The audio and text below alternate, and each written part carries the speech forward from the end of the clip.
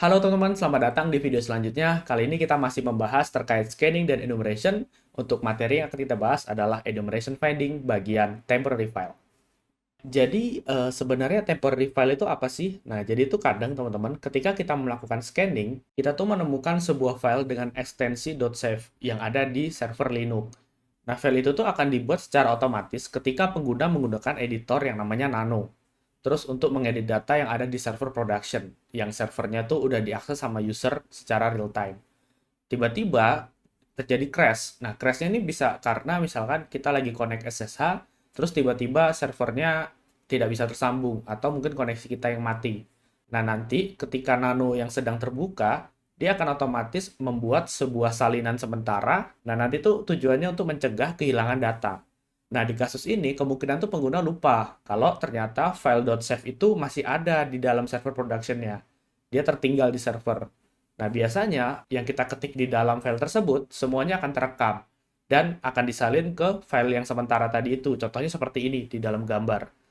Nah, jadi misalkan si pengguna ini atau si administrator ini, dia lagi ngedit file untuk koneksi database. Dia menulis tuh kredensialnya, mulai dari database-nya, username-nya, password-nya, semuanya ditulis.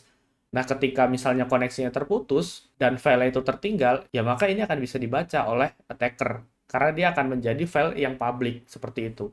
Baik, misalkan ini file MySQL atau Postgre. Jadi hal ini tuh tidak terpaku pada sebuah ekstensi file. Mau file apapun itu, misalkan kita sedang melakukan edit dan koneksi kita terputus, si Nano akan crash, dia akan tetap membuat salinannya.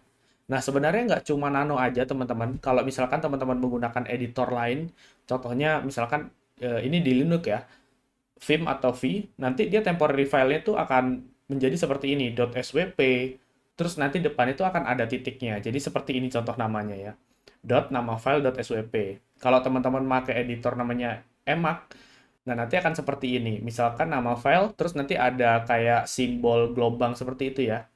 Atau nanti akan jadi seperti ini. Ada tanda pagar di depan dan tanda pagar di belakang. Nah, kalau misalkan teman-teman lagi ngedit menggunakan aplikasi LibreOffice, nah ini kan sifatnya GUI ya. LibreOffice itu kayak Microsoft Word lah, seperti itu.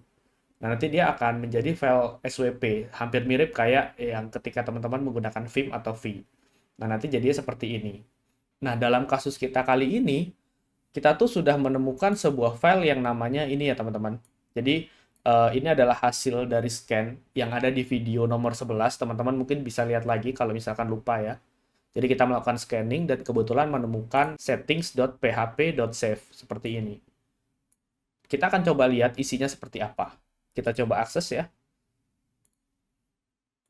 Nah, ini website yang sebelumnya sudah kita gunakan ya. Kalau teman-teman lupa silahkan dibuka lagi videonya. Saya coba akses, baik seperti ini, kita enter. Nah, nanti dia akan tampil sebuah teks ya. Sebenarnya ini bukan teks yang acak-acak. Kalau teman-teman mungkin klik kanan view page source, nah nanti di sini akan kelihatan lebih rapih ya, berdasarkan file yang ada di server itu seperti apa. Indentasinya maksudnya. Nah, nanti di sini akan ada informasi-informasi yang seharusnya tidak di public ya.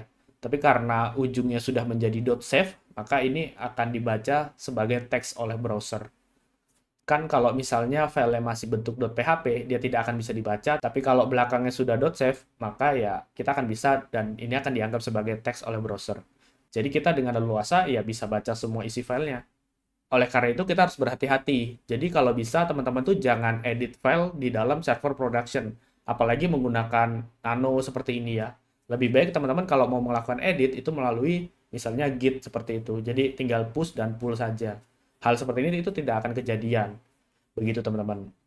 Dan ya, untuk pembahasan temporary file cukup sampai di sini. Terima kasih udah nonton video ini. Kalau kalian punya pertanyaan atau pendapat, silahkan tulis di kolom komentar. Bye-bye. Now you see me, now you don't.